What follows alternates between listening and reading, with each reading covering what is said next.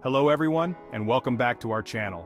Today, we're diving deep into a topic that's been on everyone's lips for the past few years, Bitcoin. Whether you're a seasoned investor or just curious about the buzz, this video is for you. So, let's get started. First off, what is Bitcoin? In simple terms, Bitcoin is a decentralized digital currency that operates without a central authority or banks. It allows peer-to-peer transactions on a global scale, directly between users. But what does decentralized mean? Unlike traditional currencies issued by governments and managed by central banks, Bitcoin isn't controlled by any single entity. This decentralization is a fundamental shift from our traditional financial systems, where central authorities regulate the money supply and oversee transactions. So, why did Bitcoin come into existence? Back in 2008, during the global financial crisis, trust in traditional financial institutions was at an all-time low. Bitcoin was introduced in a white paper by the mysterious Satoshi Nakamoto as a response to this crisis. Bitcoin aimed to offer an alternative, a currency that's not subject to the whims of central banks or vulnerable to economic downturns caused by centralized control. Unlike traditional fiat currencies, Bitcoin has a limited supply of 21 million coins, which protects it from inflationary practices like excessive money printing. Now let's talk about the technology that makes Bitcoin possible: blockchain. Think of blockchain as a digital ledger that's distributed across a vast network of computers. Every transaction is recorded in a block, and these blocks are linked together in a chain. What makes blockchain secure is its transparency and immutability.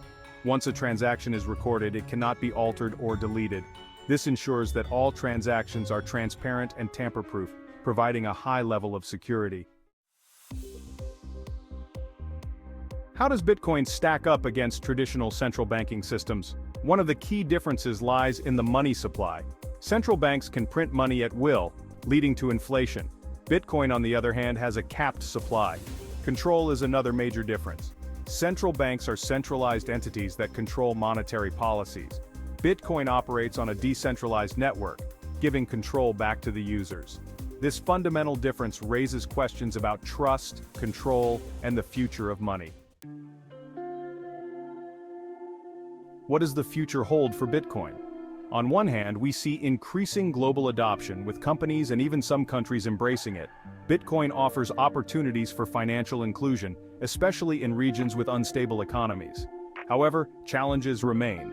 Regulatory uncertainties pose a significant hurdle. Governments are still figuring out how to regulate cryptocurrencies without stifling innovation. Security is another concern. Although the blockchain itself is secure, the platforms and wallets used can be vulnerable if not properly managed. Thinking about investing in Bitcoin? Here's what you should consider.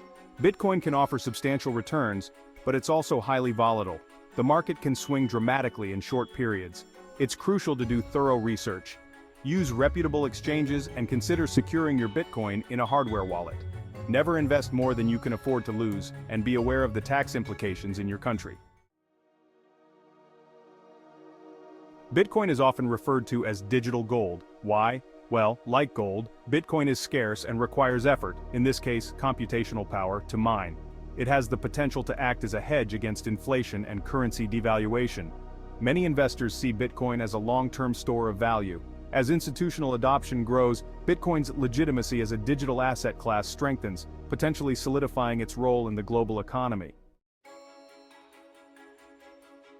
Security is paramount when dealing with Bitcoin. Here are some tips to keep your assets safe. Use secure wallets.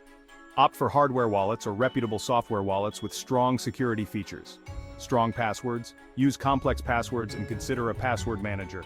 Enable two-factor authentication or 2FA, adds an extra layer of security to your accounts. Be wary of scams. Never share your private keys or seed phrases. Be cautious of phishing attempts. There's a lot of debate about Bitcoin's environmental impact. Critics point out the high energy consumption of Bitcoin mining. However, it's important to separate myths from facts. Many mining operations are shifting towards renewable energy sources. Additionally, Bitcoin mining can incentivize the development of green energy infrastructure. While concerns are valid, the narrative is more nuanced than often portrayed. Finally, let's explore how Bitcoin can empower individuals and communities. In economies plagued by hyperinflation or restrictive banking systems, Bitcoin offers an alternative means of storing value and transacting. By removing intermediaries, Bitcoin can reduce transaction costs and barriers to financial services. This democratization of finance has the potential to foster economic growth and increase financial inclusion worldwide. Thanks for joining us on this comprehensive journey through the world of Bitcoin. Whether you're considering investing or just wanted to learn more, I hope this video provided valuable insights. Don't forget to like, share, and subscribe for more content like this. If you have questions or topics you'd like us to cover, drop them in the comments below. Until next time, stay curious and keep exploring.